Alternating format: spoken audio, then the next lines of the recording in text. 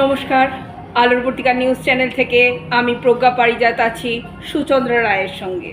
উনি বিশেষত ফিল্ম ইন্ডাস্ট্রির সঙ্গেই জড়িত। কিভাবে খেয়ালি মনের সঙ্গে আপনার পরিচয় হলো, এই কথা আমাদের দর্শকদেরকে যদি একটু বলেন। খেয়ালি মনের সাথে মূলত আমার পরিচয় হচ্ছে মধুমিতাদির হাত ধরে। মধুমিতাদি আসলে আমি যে কোম্পানির সাথে কাজ করি উইন্ডোজ, সেখানে আমরা বাচ্চাদের ছোটদের অনেক ছবি করি, ঠিক আছে। তো সেক্ষেত্রে অডিশন নিতে গিয়ে মধুমিতাদির যে মানে তোরসানি আর কি, ওনার যে কন্যা, তার সাথে আমাদের আলাপ হয়। তো তোরসানি ভীষণই ব্রিলিয়েন্ট একজন বাচ্চা। তার অডিশন নিয়ে সে আমাদের সাথে বেশ কিছু কাজ করে। ভানুপ্রিয়া ভূতের হোটেল বলে একটি কাজ করে, একটি বিজ্ঞাপন করে আমাদের সাথে, এছাড়াও আমাদের নিজেদের ছবিতেও কাজ করে।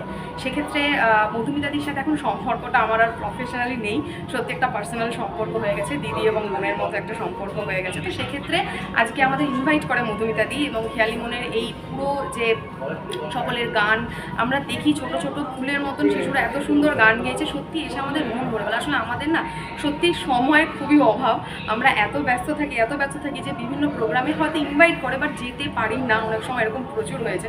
তো কিন্তু আজকে দিদি বলেছে যে তোমাদের আসতেই হবে, কিন্তু প্লিজ এসব চন্দ্রা, সত্যি এসে ছোটো ছোটো ফুলের মতো শিশুদের গান দেখে সত্যি মন ভরে গেল। আরেকটি ফুলের সাথে আমাদেরও আলাপ আছে, সেটা হলো তোরসানি, মানে ওর কথা না বললেই নয়। ধন্যবাদ। ধন্যবাদ।